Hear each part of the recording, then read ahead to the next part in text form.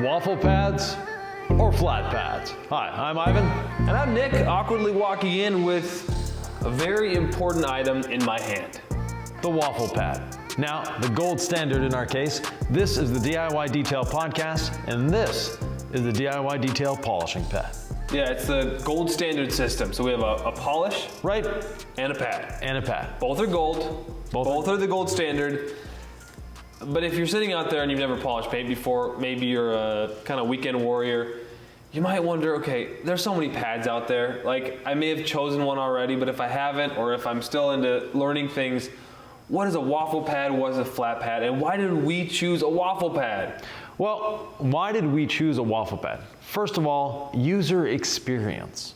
If you have the same exact foam on the same exact machine with the same exact polish, same paint, and use a waffle pad on one pass and a flat pad on the other pass, you'll take that flat pad and turn it into a Frisbee. Because the waffle pad has a lot less things going on that, for the user experience, like I said, it just glides across the paint. It's easier to maneuver. It's softer under the touch. It doesn't feel grabby. A flat pad can feel really grabby and try to move the machine around. Whereas the waffle pad, it's not only moving the polish, but it's moving a bit of air. So it's not creating that heat under the pad, it's not making the paint rubbery, and it's allowing itself to glide. Not only that, a waffle pad actually follows the contours of the paint much better. Yeah, and I want to start you out in outer space somewhere where I have spent hundreds of hours polishing. I realize there's so many techniques and so many factors. Oh yeah. Every paint is different. Hand speed, pressure, machine, speed, rotary, dual action, waffle flat. The amount of variables will drive you crazy, and the only way you get to hundreds of hours is through hundreds of hours. So we're here to help. And what I think is so genius about the way that you teach polishing, especially in the realm of DIY, is this pad keeps the paint cool. So can we just start there? Yeah. Why do we want this? Because I feel like cool paint is safe polishing, and that is such an amazing goal. Right. When we're talking about someone who may not have a lot of experience. So here's an easy thing to visualize. You take an ice cube and a marshmallow. Now you take a piece of sandpaper to the ice cube, and you'll actually remove some ice. You take that same piece of sandpaper to a marshmallow, you'll just have a gooey mess. Heat, when polishing, does the same thing. If your paint is cool, and paint or clear coat today is basically just plastic. So if we heat up plastic, what happens? It gets soft and it melts. We're not trying to soften the paint by heating it. We're trying to polish it with the polish. And there's abrasives in the polish. And when you create heat, that abrasive, instead of cutting the paint, which is what we're wanting it to do, grabs and rolls in the paint. You're riding a bicycle, okay? You're riding your bicycle on asphalt. Everything's going well. You hit a patch of gravel, you're flipping over the handlebars because all of a sudden the wheel stopped. That's what's happening. Your bicycle wheel or your abrasive on that soft paint is grabbing and not doing what it's supposed to do. So the less heat we create, the better polishing we do, and actually the faster cutting we get. So it's safer. We've heard you explain it. It makes sense to me. Yeah. Why do waffles leave a superior finish? Because in the pro detailing space, I feel like we really got away from waffles. And a lot of flat pads, if you don't even know what I'm talking about, okay, here's a waffle, flat pads are flat, right? Yeah, and there's so many variables. There's like, some pads don't have a hole in the middle, some do, but why don't we see more waffle pads in the pro detailing space? Couple of reasons. First of all, marketing. A lot of the companies that are marketing polishing systems will market with a flat pad. And the reason they market with a flat pad is peer pressure. It used to be that everyone wanted a waffle pad. There was only one company that had a patent on waffle pads. And when that patent expired, it seems like every other company came out with a waffle pad. It's like, finally, we get to use a waffle pad. Yeah. And then those companies realized that waffle pad's really expensive to produce compared to a flat pad. Oh, so these are more expensive to produce? Oh yes. You know, the other one is basically a flat sheet of foam. There's no real work involved in producing it. Flat piece of foam, put some Velcro on one side, cut it in a circle, and you're done. Waffle pad, as you can see, a little more work there. Now the machine that makes these is actually really interesting. it's a flat piece of foam that goes in through rollers. And the rollers compress the foam, and there's a hot knife that cuts the foam.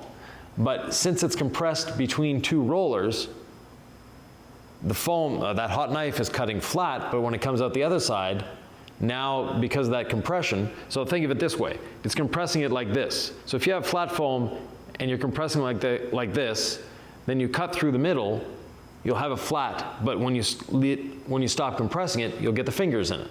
That's what a waffle is. So it's a machine that's very expensive to produce and maintain. I was going to say, that sounds like a complicated machine. It is. And the more I learn about what happens in the background of the detailing space, how do we get a product to market, all the testing, all of the places where R&D has to have, that sounds expensive. It is.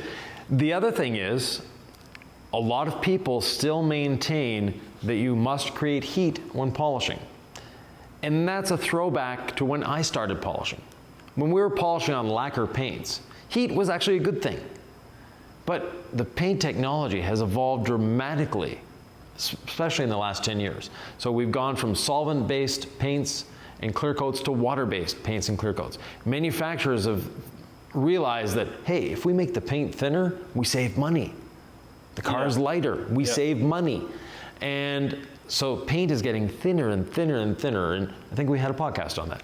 But yeah. It's becoming thinner, and there's a lot less room for error when it comes to putting a polishing pad on paint. So less aggressive, we promise you, is better. Right. The other aspect with the flat pad, like I mentioned in the intro, is user experience.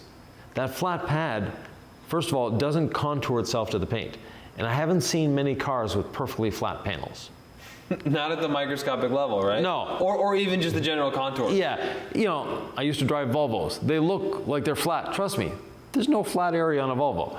A Jeep looks like a really straightforward, vehicle to polish until you're on it. A Jeep Wrangler, yeah. Yeah, and then you're like, why did I underestimate this so much? I don't even know how to describe it. Why is a Jeep Wrangler such a pain in the butt to polish? It looks so simple. Everything is flat. Yeah, I used to have, I've had 3 Wranglers over the years. They're not easy to clean, they're not easy to maintain, they're not fun to drive, but to wash them, to polish them, no, they're a lot of work. So there's a lot of kudos to you, Jeep owners. The fenders and anyway, fender flares, but I digress. So the flat pad, basically, I wake up around 3 every morning just so I can hate flat pads a little longer every day. I'm actually not surprised. Yeah. I wouldn't be surprised. Do you get up at 3 in the morning? No, I don't. Okay, that's early. It's just a saying. But that being said, flat pads, yes, they're extremely popular. They're everywhere. They're available. They're inexpensive to produce. They don't require special machinery. Well, special machinery making the pads, but it's not an over-the-top special machine. Therefore, it's more difficult to produce the waffle pad. So even the pad manufacturers are saying, are you sure you want a waffle pad? Wouldn't you prefer a nice flat pad? Even as we went about getting this pad. Yeah, exactly. Sourced. And we've talked about this before, but all of our chemicals, they are unique formulations, right? We're not relabeling anything, but there are only a few real big players in the foam space. So we go to them with an idea, and they custom made this for us. Right. I mean, Ivan and I don't make foam in our garage. No, exactly. There's no foam maker in the DIY detail. No, these are made in Lake Country Manufacturing in Oconomowoc, Wisconsin. Yeah. So great company, family owned. Yep. They are the leaders in the industry, and there's a reason they're the leaders. They make really great products, and yes, they made us a waffle pad. So thank you very much. And they knew that I was somehow involved with this company even before it was announced, because you guys want a waffle pad. So how's Ivan doing? Yeah, exactly. My own experience with this is I dropped the waffle, and it came back to us. That must be a sign, like a boomerang.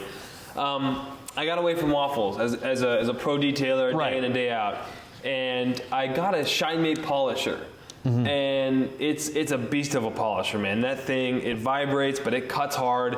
And they had their own set of waffle pads. And I was like, I haven't used a waffle pad since the days that I learned from Yvan how to polish paint. And I kind of got away from it because you're like the rebellious teenager, You're raised on an Amish farm. Like, you want to go out and live your life and do the things that you want to do. And what you were taught as a young kid, you need to rebel against that for a little bit. So maybe Yeah. I'm back, okay? Yeah. But, with Shine Made, I was like, why would this company have waffles, And, okay, are they based out of another country? Maybe it's, different over there. And I tried their waffles, and I really liked them, especially as I was finishing, and I would just kind of like course over the paint, just almost like gliding. Yeah. I felt like I was gliding, and for some reason, the waffles, as I was gliding, trying to get that showroom shine after a deep cut Yeah. in the compound phase, this is the polishing, kind of the jeweling of the paint, I fell in love with waffles again. I'm like, I realized how little I know about what I don't know. I just know what works and what doesn't. Yeah. I'm sure you're not surprised by that story. No, not at all.